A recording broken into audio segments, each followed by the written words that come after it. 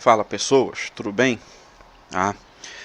Hoje vamos para um tema bastante importante, ainda mais para mim nesse momento, que são os analgésicos, tá? Afinal de contas, ninguém gosta de sentir dor, mas a gente tem que lembrar que a dor é extremamente necessária, uma vez que ela é importante para a nossa sobrevivência e indica a ocorrência de algo errado, tá? Bom, ela é necessária, mas com moderação, né? Tenham cuidado. Bom,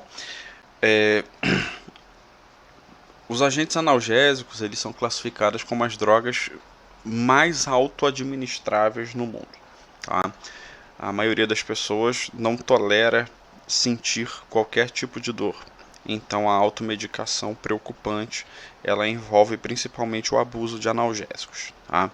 Bom, os analgésicos eles têm múltiplas categorias, como os semelhantes à morfina, que são os opioides, que a gente vai ver lá para frente, os anestésicos locais, os não opioides de ação central, como o caso dos antidepressivos e aqueles usados para afecções dolorosas específicas, tá?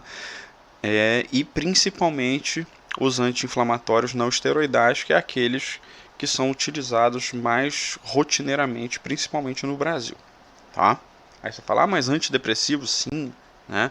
Você lembra que a regulação das vias antidepressivas também vai ter efeito sobre a redução da sensação dolorosa. Bom, o que é importante a gente lembrar? É importante a gente lembrar que as fibras neurais elas são divididas em categorias. As fibras A e as fibras C. Aí você tem alfa, beta e gama, e as fibras C, que são as PMN ou C. Tá? Não esqueça, essa classificação ela é baseada no calibre da fibra e na porção de mielina, certo? Então, lembra, as fibras A alfa são as mais calibrosas e mais mielinizadas. Então, consequentemente, são aquelas em que a velocidade da propagação do impulso é maior. Enquanto que, por outro lado, as fibras C são as fibras menos calibrosas e, no caso, são as não mielinizadas. Então, a velocidade do impulso é menor, certo? Então, vamos lá. A presença de nociceptores, né, que são os receptores dolorosos, tá? Ele é frequente na maior parte do corpo. Alguns órgãos eles não vão apresentar receptores dolorosos ou vão apresentar quantidades reduzidas, restritas a determinadas porções, certo? E esses receptores dolorosos eles estão diretamente relacionados às fibras que são fibras de menor velocidade de calibre, principalmente as fibras C e as fibras A gama, certo? Tá? As fibras C são aquelas que estão relacionadas à dor aguda, certo? Enquanto que as fibras A delta, que são as mielinizadas, elas estão relacionadas àquela dor que é a dor vaga, tá? Que você sente ela, mas você não tem precisão do local. Lembra que isso é extremamente importante, porque na hora em que esses nociceptores eles disparam e a propagação da informação é realizada, se imagina a dor que você sente, a pior dor que você sentiu na sua vida, tá? Se essa pior dor que você sentiu na sua vida tivesse sendo propagada por uma fibra A alfa ou A beta, provavelmente você e eu e qualquer pessoa não iria suportar a dor, certo? Porque a intensidade de disparo seria muito mais elevada. Tá? Então, os receptores dolorosos eles fazem projeções por vias mais lentas, tá? Com múltiplos moduladores que a gente vai ver no decorrer de hoje. Tá? Bom, então é importante a gente lembrar que existem diferentes formas de dor, tá? E diferentes alterações, aberrações fisiológicas da dor. Tá? Primeiro caso, a dor aguda, a famosa batidinha do dedinho na quina, tá? Ou na cadeira, ao cotovelo batendo numa quina, tá? Então é aquele estímulo que ele é muito doloroso, mas ele é rápido, certo? Ele dura pouco tempo, tá? É um disparo de alta intensidade, mas que a duração dele é mínima, tá?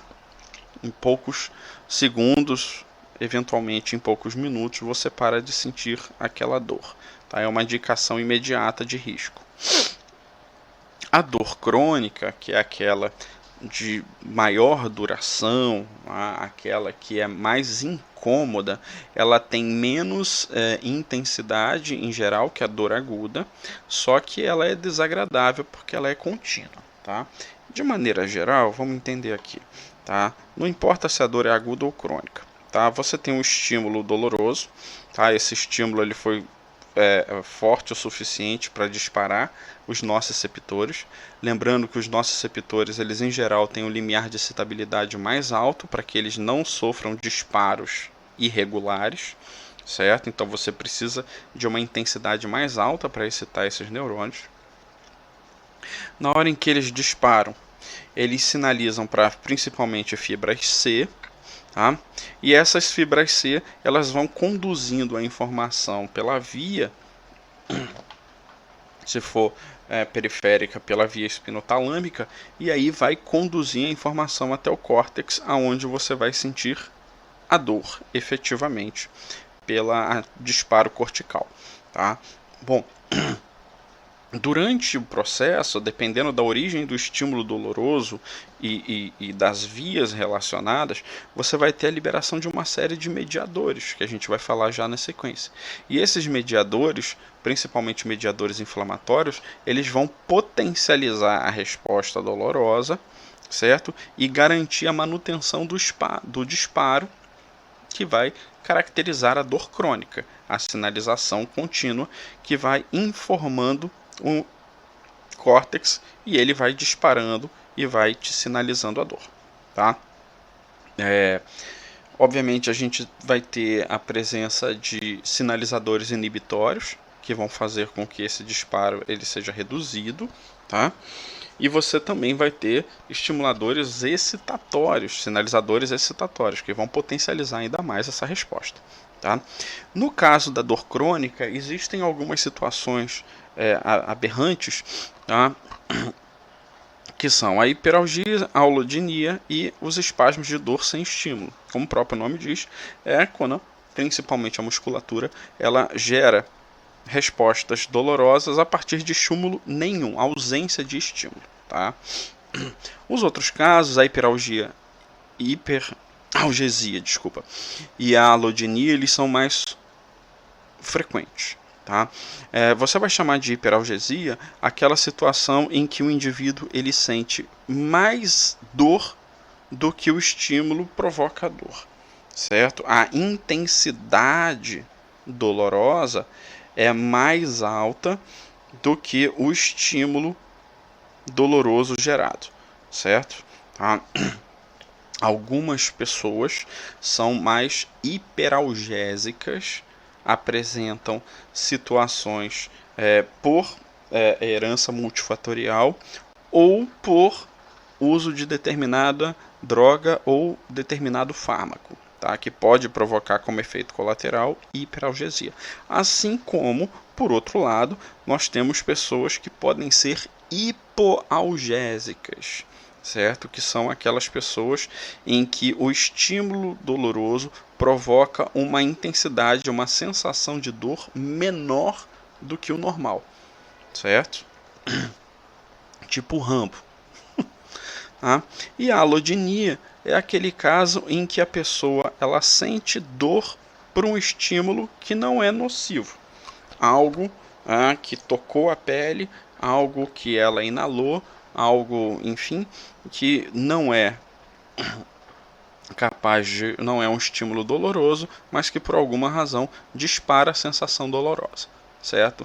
Por alguma razão, em hiperalgesia e em alodinia, a via está sendo disparada. Bom, isso acontece na hiperalgesia, na alodinia, por diferentes razões, certo? Tá? O primeiro exemplo é o caso da sensibilização das terminações nociceptivas periféricas. Tá? Ou seja, quando você tem a hiperalgesia, por exemplo, você vai ter a sensação dolorosa intensificada. Por quê? Porque você pode ter um aumento da liberação de mediadores inflamatórios sem que haja, aspas aí, né, a necessidade desse processo. Então, se eu tenho uma liberação intensa de bradicinina e de prostaglandinas, isso pode fazer com que a resposta ela fique muito mais intensa do que o normal. Tá? E aí, consequentemente, eu vou sensibilizar mais fibras e isso vai potencializar a resposta dolorosa no encéfalo. Por outro caso, você tem a situação da facilitação da transmissão central via medula espinhal. Tá? Então, a liberação a produção de sinalizadores, por exemplo, do próprio óxido nítrico, tá? Isso pode fazer com que haja uma repetição da sinalização. Lembra, o óxido nítrico ele faz o reforço contínuo da sinalização, porque ele é um gás, então ele expande em diferentes sentidos. Ele pode ir no sentido anterógrado e estimular a célula inicial a continuar fazendo potencial. E aí vai sinalizando aquela célula e a resposta vai ficando contínua. Então você tem uma facilitação na resposta excitatória que vai continuar gerando resposta dolorosa. Tá? Esses gráficos aqui, eles representam uma indicação de que na repetição da estimulação dolorosa, na sinalização, aqui você tem a via controle, tá? E aqui você tem o uso de antagonista glutamatérgico, tá? Para o receptor NMDA, e aqui da substância P, né? Que é a substância relacionada ao neurotransmissor relacionado à dor, sinalizador. Tá? Então o que você vê, como são antagonistas, tá? Principalmente o glutamatérgico aqui, ó, a resposta ao estímulo doloroso ele reduziu razoavelmente, tá, em relação ao controle. E com a substância P, o antagonista, a mesma coisa, com menos intensidade, né, mas sim. Então mostra o papel importante que você vai ter, tanto da substância P, quanto do glutamato em receptores NMDA, para induzir a potencialização da resposta dolorosa. Tá? O que a gente chama de inflamação neurogênica é aquela que está associada ao local da dor, tá? E que vai ser estimulada pelo CGRP, que é o peptídeo relacionado ao gene da calcitonina, tá? Por isso CGRP, tá? E a substância P. Tá? O que acontece? Essas duas substâncias elas tendem a potencializar e a amplificar o efeito da reação inflamatória. Certo? Então imagina o seguinte, você se cortou, certo? André tá lá cortando o tomate e aí pum, tira uma lasca do dedo. Estímulo doloroso. Começou, certo? Então, como eu tenho nesse caso aqui lesão no tecido, né, impactando várias camadas, eu vou ter que as células adjacentes e as células afetadas, elas vão liberar sinalizadores. Esses sinalizadores, principalmente as bradicininas da vida, prostaglandinas ou CGRP, substância P, eles vão ser potencializadores do efeito de disparo das fibras, principalmente as fibras C. Essas fibras elas vão disparar e vão sair sinalizando. No caso, o dedo vai alcançar a medula vai subir pelo trato espinotalâmico e vai chegar no córtex que vai disparar a dor, certo? Isso, tá? Enquanto como a lesão ela é uma lesão que libera uma série de sinalizadores, essa reação inflamatória local ela vai potencializar a liberação desses sinalizadores, que vai fazer com que a resposta dolorosa ela seja mais prolongada ainda, certo? Por isso, tá, que o uso de anestésicos locais, o uso de analgésicos, eles tendem a provocar uma resposta de redução da descarga. Por quê? Tá? Quando você faz uso do anestésico local, a maioria dos anestésicos locais, eles atuam sobre os canais de sódio ou os canais de potássio, dependentes de voltagem. Tá? Então eles vão bloquear, impossibilitar essas células de sofrerem potencial de ação. Se não tem potencial, a fibra não conduz. Se não conduz, a informação não chega ao cérebro. Se não chega, não tem resposta dolorosa. Isso para efeito local. Tá? Ao mesmo tempo, quando você está tomando um analgésico, tá? Aí vai depender do que você está tomando, mas em geral o brasileiro toma anti-inflamatório não esteroidal. Isso vai reduzir a atividade da produção e liberação de prostaglandinas e a tendência é que a resposta dolorosa diminua, certo? Então, todos esses elementos, eles são importantes para você compreender como que a dor ela dispara, como que ela é mantida no sistema crônico, a gente vai falar um pouco mais adiante, e como que algumas drogas elas podem fazer a redução ou a potencialização. Tá? Bom,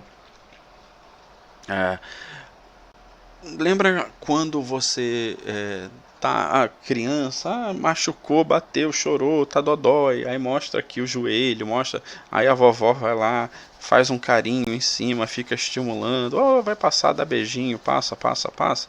Pois é, a sabedoria popular nesse caso funciona, embora a maioria das pessoas não saiba como, né?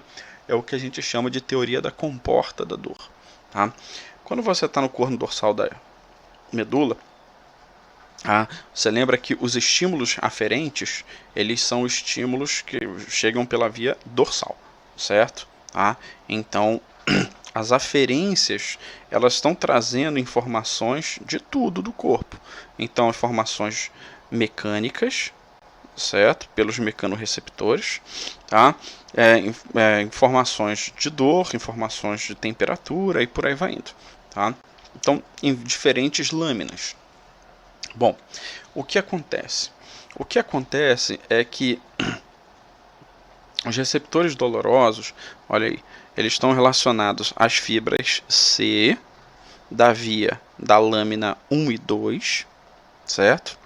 E as fibras gama, que estão na lâmina 1 e na lâmina 5. Beleza. Tá? Só que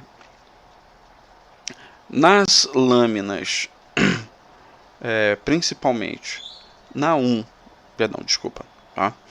Na lâmina 2, na 3, na 5, na 3, na 4, na 5 e na 6, você vai ter a presença de mecanorreceptores que tem, sim, a fibra A gama, mais A beta, certo? Esses mecanorreceptores, eles tendem a ser em maior quantidade e com fibras mais calibrosas, que são aquelas fibras que disparam com mais intensidade. Então, o que vai acontecer? Na hora em que você tem o disparo doloroso, tá? A sinalização da via dolorosa, ela alcança o corno dorsal da medula, certo? E isso vai induzir a sinalização dolorosa, que vai conduzir a informação ao tálamo, e do tálamo vai para o córtex para que o sujeito sinta a dor, digamos assim. Tá? A estimulação de mecanorreceptores, passando a mão, esfregando, sinalizando, movendo, vai estimular mecanicamente aqueles mecanorreceptores. Eles vão sinalizar, lembra, são fibras A, beta, que vão ter mais calibre e mais velocidade e mais frequência, vão estimular a substância gelatinosa, e ao estimular essa área, ela vai gerar uma resposta inibitória sobre os sinais que estão chegando das fibras C. Então, quanto mais você estimula os mecanorreceptores e eles intensificam a resposta da substância gelatinosa, mais ela dispara a resposta inibitória e reduz o efeito doloroso que vai chegar no tálamo e, consequentemente, depois no córtex. Tá? Ao mesmo tempo, existem vias inibitórias descendentes que vão estimular a substância gelatinosa para que ela continue disparando e reduzindo a intensidade do estímulo doloroso que está chegando pela fibra C aqui no interneurônio, tá? E elas também fazem resposta inibitória nessa via interneuronal. Tá? Então, o que você tem é uma série de sinalizações inibitórias que podem reduzir a intensidade da resposta dolorosa que está chegando pelas fibras nociceptoras. Tá?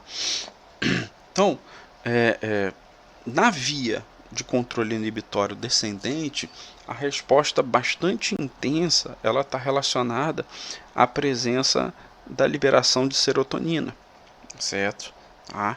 Então, eu vou falar mais um pouquinho sobre isso, vou reforçar na realidade no final dessa aula, mas quando eu tenho a ativação do córtex, tá?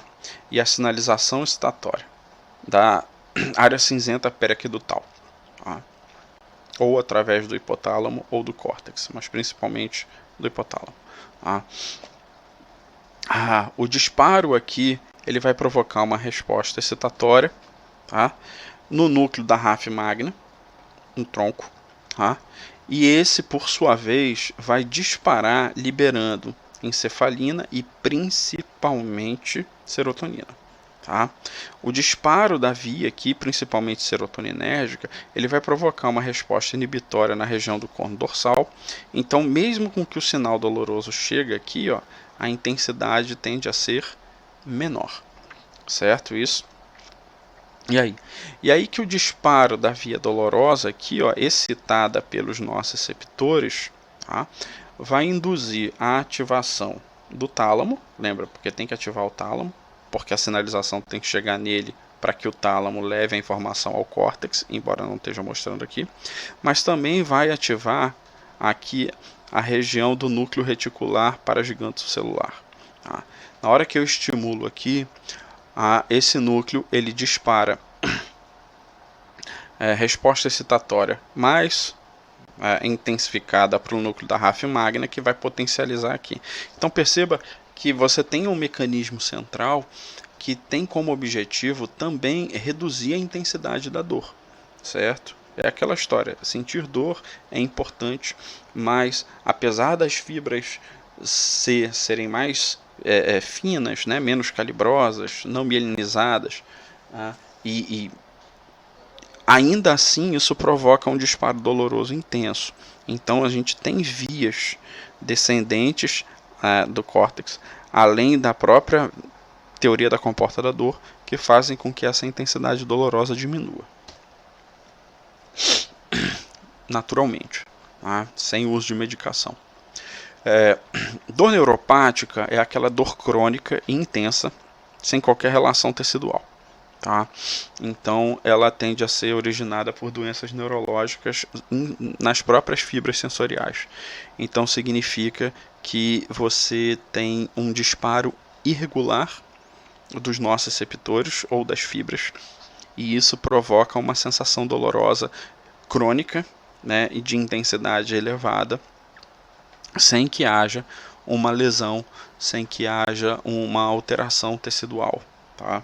Então, ocorre em quem sofre de herpes zoster, a neuropatia diabética, a esclerose múltipla, alguns AVCs e por aí vai indo. Tá?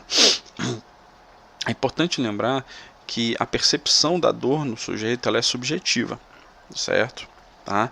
E essa subjetividade ela está diretamente relacionada ao estado afetivo do indivíduo, tá? Ao estado emocional dele. Dependendo do estado emocional, a intensidade da percepção da dor ela pode ser maior ou ela pode ser menor, certo? Bom, quando a gente fala em sensibilidade das terminações nociceptivas, é importante entender que essas células elas apresentam uma série de receptores para diferentes tipos de neurotransmissores e neuromoduladores. Tá? E isso tende a fazer com que você tenha uma série de vias diferentes que podem potencializar ou que podem minimizar, inibir a resposta dolorosa. Tá? Então, por exemplo, Nas vias iniciais, tá, a serotonina, ela apresenta múltiplos receptores, tá, e tende a ser liberado na resposta inflamatória. Tá, então contribui com o disparo inicial. Tá. A histamina, a mesma coisa. Tá. A histamina na área lesionada tende a ser liberada, tá, e tende a potencializar a resposta inflamatória. Tá? Lembrando que a histamina está relacionada principalmente à coceira, né, ao prurido, tá? Quando você fala em superfície. As sininas, onde vai se destacar principalmente a bradicinina, tá? Elas tendem a ser liberadas a partir de lesão tecidual. Uso o exemplo que eu falei agora há pouco de eu me cortando aqui. Tá? Então, a bradicinina, ela potencializa também a liberação de prostaglandinas. Então perceba, a bradicinina ela já é um agente de ativação nociceptora. Tá? Quando ela libera prostaglandinas, ela potencializa esse negócio. Então a intensidade tende a ser maior. Então olha só, aqui você tem um impulso do disparo doloroso, tá? De acordo com a frequência de sinalizadores. Então aqui nesse pequeno aqui superior, você tem só a liberação de bradicinina. Então você tem o disparo. Aqui, ó, você tem bradicinina com prostaglandina. A intensidade ela tende a ser muito maior. Tá? Então um elemento potencializa o efeito do outro elemento, né? E o disparo ele se torna mais frequente e intenso.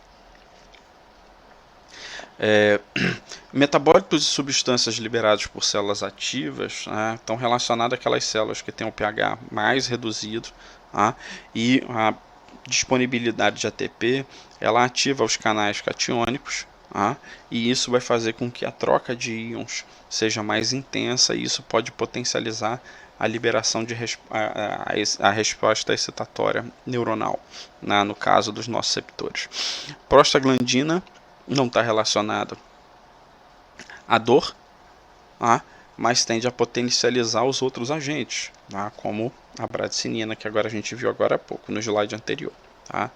Tende a inibir os canais de potássio e com outros eicosanoides, seja os leucotrienos ou os tromboxanos, tendem a ter um efeito equivalente. A capsaicina, tá? Que é a substância da pimenta, né? E outros elementos irritantes, eles estão, quando liberados, eles provocam a sensação de ardência, certo? Então, a sensação de queimação, característica de, por exemplo, quem consome muita pimenta, tá? Essa substância, ela é presente nas pimentas, principalmente, e elas têm a capacidade de provocar a estimulação de nociceptores e de terminações livres. Tá?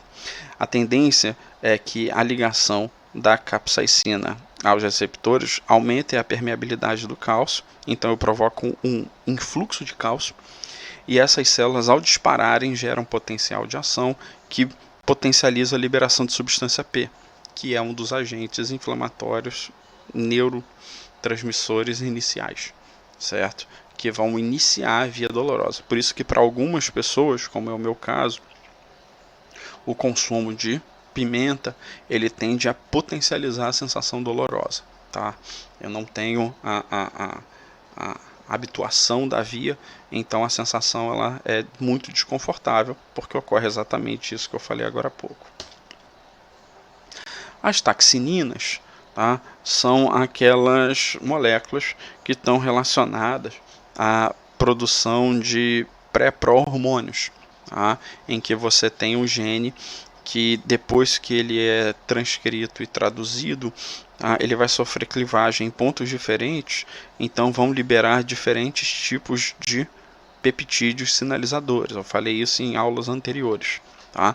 Então, dependendo da via que está sendo acionada, você vai estimular a liberação de um tipo ou outro de taxininas. As principais são aquelas que estão relacionadas à substância P, a pôncia, próprio, melanocortina, e a encefalina e a dinorfina. Tá? Então você produz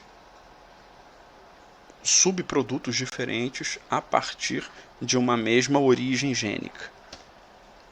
E todos esses caras, eles tendem a apresentar como sinalizadores que medeiam e potencializam a resposta. Tá? Então, um exemplo. Tá? A substância P, tá? E a neurocinina A, eles, como a gente viu, eles vêm do mesmo gene e possuem ampla distribuição no sistema nervoso central, tá? Principalmente no central, no sistema nervoso em geral, principalmente na porção periférica, na verdade, tá? E atuam em receptores que a gente chama de receptores NK. Tá? O NK1+ para a substância P, a neurocinina A para o NK2 e a neurocinina B para o NK3. Tá? Tendem a gerar respostas excitatórias lentas e fracas, só que prolongadas. Tá? E tendem a ter a resposta potencializada porque acabam excitando vias glutamatérgicas que ativam a resposta, que vai levar à formação do sistema cálcio-calmodulina, que vai produzir óxido nítrico, e aí você vai ter aquele potencial de longa duração característico. Tá? O NGF ele vai contribuir com o reforço da liberação de substância P, principalmente em sensações hiperalgésicas. Lembrando, sensação de intensidade dolorosa maior do que o estímulo causa. Tá? Aí pode gerar diferentes respostas com intensidades as mais diversas possíveis. Os peptídeos opioides, lembrando, a pré-pro ópio-melanocortina, pré-pro encefalina e a pré-pro dinorfina. Tá? Então, tá lá. Em diferentes pontos de clivagem eu vou liberar produtos diferentes, certo? Esses caras, eles tendem a contribuir com efeitos opiáceos, efeito opioide. Ou seja, eles potencializam a via inibitória, a via descendente, que tende a reduzir a intensidade da resposta do trato espinotalâmico, que vai induzir a sinalização do tálamo e ao córtex para a sensação dolorosa. Tá? Então essas substâncias elas contribuem fortemente, naturalmente, para a redução dolorosa. E os outros mediadores aqui são uma sinalização. Então você tem o glutamato, ele vai atuar em receptores AMPA ou NMDA, tá? Com resposta rápida ou lenta, mas de longa duração no NMDA, como a gente viu. O GABA atua nos interneurônios do corno dorsal, contribuindo com respostas inibitórias. A serotonina no núcleo da RAF, a magna. Então, até o corno dorsal, como a gente viu, vou falar mais um pouquinho no final, vai falar mais sobre resposta inibitória. Tá? A noradrenalina atuando no locus cerúleo até o corno dorsal, então perceba do tronco até o corno dorsal com resposta inibitória. E a adenosina em receptores A1 provoca resposta analgésica, mas em A2 ela tende a gerar reforço doloroso. Então, em geral, tá, a provocação da resposta de despolarização ela vai ser induzida por diferentes tipos de receptores, certo? Então, por exemplo, receptores para bradicinina, tá? Receptores para prostaglandina, tá? Capsaicina, estímulos dolorosos de uma maneira geral vão estimular a abertura de canais, tá? A exposição à alteração de prótons e tudo mais. Tá? O próprio NGF ele vai potencializar a sensibilidade dos receptores e isso vai fazer com que a célula sofra despolarização. Tá? Essa despolarização, obviamente, vai induzir o potencial e vai seguir a via excitatória. Tá? Pronto, segue-se a dor adiante. Bom, a presença de substâncias como a bradicinina, a prostaglandina, sendo liberado pelos agentes periféricos, tende a potencializar a sensação dolorosa, tá? Por quê? Porque o estímulo ele vai ser recorrente e vai ser contínuo. O uso de substâncias como opioides, canabinoides, a própria norepinefrina, noradrenalina, dependendo da via, tá? Ela vai estimular a abertura de canais de potássio dependente de voltagem, e isso vai tender a levar a uma resposta inibitória, certo? Vai hiperpolarizar a célula e, consequentemente, vai impedir a ocorrência da despolarização. Tá? Então, a gente tem uma série de mediadores que precisam ser entendidos e regulados e, consequentemente, podem contribuir com o processo de entendimento da via. Quando você fala em ópio, tá, nos opioides, tá, eles são chamados fármacos semelhantes à morfina. Tá? Então, opioide, qualquer substância que atue de maneira semelhante à morfina. Tá? Então, de onde vem? Vem do ópio, que é o produto do extrato da papoula, certo? Tá? As características principais podem provocar euforia, efeito analgésico, sonolência e é antidiarreico. Tá? Até a invenção das agulhas hipodérmicas, né, ele era utilizado como um extrato líquido de láudano, tá, em que as pessoas tomavam. Tá? Andava com a sua garrafinha no bolso e fazia o consumo para redução da sensação dolorosa ou para entorpecer. Tá? Moléculas que são análogos à morfina, né, eles apresentam estruturas semelhantes e que vão ter respostas diferentes à morfina. Então podem ser agonistas parciais ou podem ser antagonistas. Tá? Essas moléculas elas permitiram um certo avanço no conhecimento e resultou na produção de diferentes tipos de moléculas sintéticas, tá? Que não têm estrutura relacionada à morfina, mas que atuam em receptores semelhantes. São as chamadas séries moleculares, tá? De analgésicos. Então, existem diferentes, algumas são mais conhecidas, outras são menos conhecidas.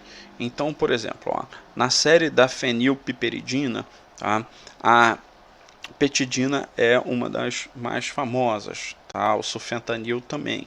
Então, essas drogas elas vão ter efeitos diferentes. Alguns têm um efeito mais prolongado e outros têm um efeito mais potente. Aí vai depender da intensidade, da busca e da recomendação médica. Tá? Essas drogas elas são extremamente perigosas por risco de superdosagem e abuso, então a venda ela é extremamente controlada. Tá?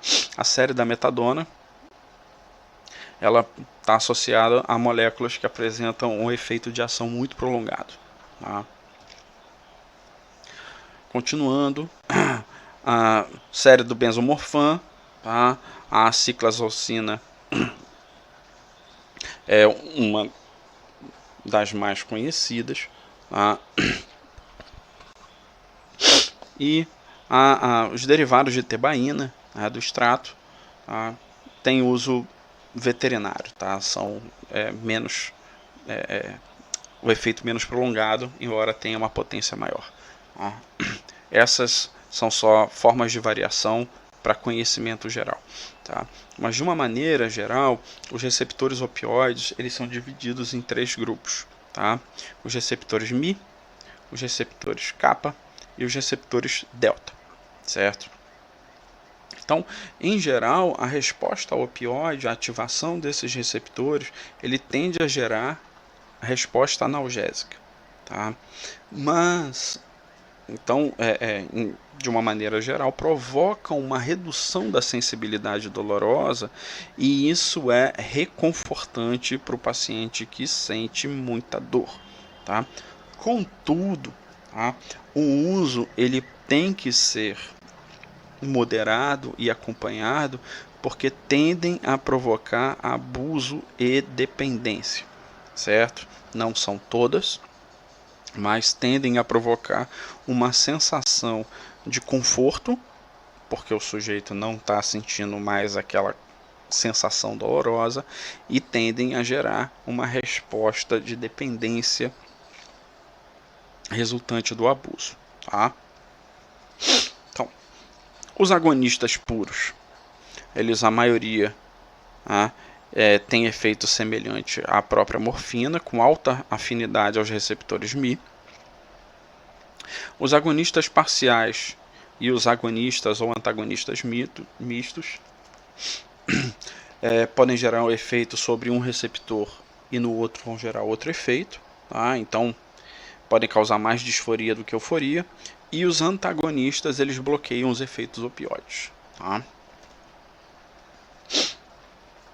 Em geral, inibem a via da adenilato ciclase, tá?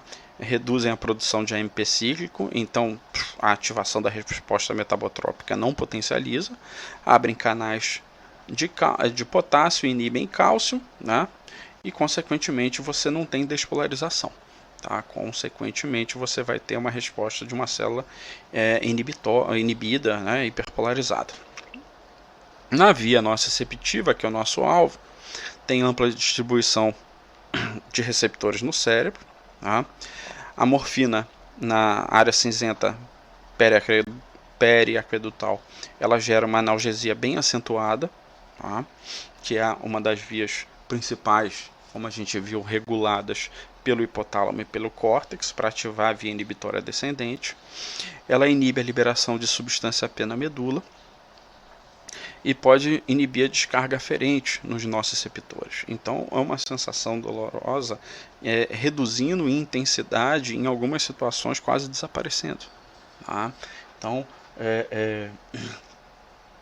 em intensidades lacinantes de dor, a morfina aparentemente é a última e a única saída. Tá? No sistema nervoso central provoca analgesia, tá? Eficaz tanto na dor crônica quanto na aguda, tá? Mas ela reduz o componente afetivo, então já é um efeito colateral secundário. Tá? Ela reduz a resposta de ativação límbica, a sensação. Provoca uma resposta de contentamento e bem-estar, então tem aquela sensação de conforto, você está se livrando da dor e ao mesmo tempo está se sentindo bem. Então a associação de que a droga é vantajosa é muito grande. Tá? Pode provocar, tende, né, já a provocar depressão respiratória, tá? Reduzindo a sensibilidade do bulbo à pressão de dióxido de carbono. Tá? Provoca depressão do reflexo da tosse, tá? Então tem a ação antitussiva, tá? Antitussígena. Reforça a zona do gatilho, a zona da êmese, então pode provocar náusea e vômitos. Tá?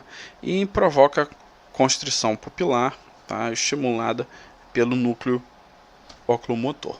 Tá? No trato gastrointestinal, tendem a aumentar o tônus e a motilidade, e reduzir a motilidade, então provoca constipação, prisão de ventre, tá? E aumento da pressão sobre a vesícula. Em outras áreas, vai provocar redução da frequência cardíaca, a liberação de histamina pelos mastócitos, então pode causar urticária, coceira, broncoconstrição, redução da pressão e imunossupressão. Tá?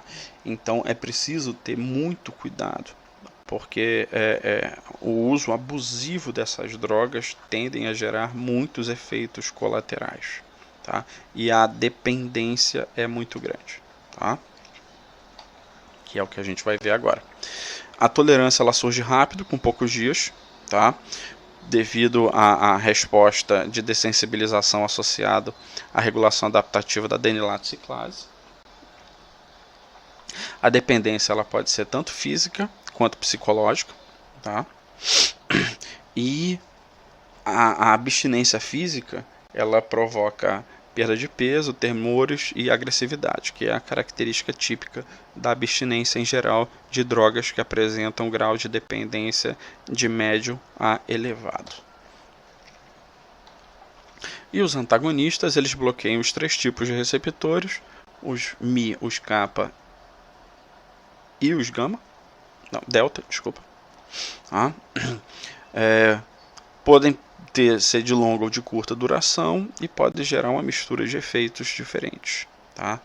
Tendem a ser utilizados na abstinência e na depressão respiratória resultante do abuso. Tá? E para a gente fechar, tá? Então olha só, na área cinzenta periaquedutal, tá? O disparo do hipotálamo e do córtex tendem a sinalizar a ativação de uma resposta excitatória que estimula o núcleo da RAF, o núcleo magno da RAF, que vai, por sua vez, disparar a liberação de encefalina e principalmente serotonina. Esses caras vão gerar respostas inibitórias no corno dorsal e isso vai reduzir a intensidade do disparo da via periférica dolorosa. Tá? Quando o sujeito faz uso de opioides, tá? Na grísia, os opioides eles intensificam os disparos, que consequentemente vão estimular mais o núcleo da RAF, e o disparo aqui, ó, do efeito analgésico de liberação da serotonina e da encefalina vai ser mais intenso. Tá? Ao mesmo tempo, como eu tinha falado, o disparo aqui, ó, ele sinaliza a estimulação do núcleo reticular paragiganto celular. E os opioides também atuam com receptores nessa área. Tá? Então, esse disparo intensifica ainda mais o núcleo da RAF. Então, embora o núcleo da RAF até o momento não tenha indicado a presença de receptores opioides em grande intensidade, ele é regulado por áreas que tem. E essa intensidade mais alta potencializa uma resposta analgésica resultante da sua estimulação. Tá? E, consequentemente, a resposta dolorosa tende a diminuir. Tá? Bom, hoje foi um pouco mais extenso, porque o tema ele tem muitas variações, mas é isso, tá? Então, espero que tenha sido proveitoso. Até a próxima. Um abraço.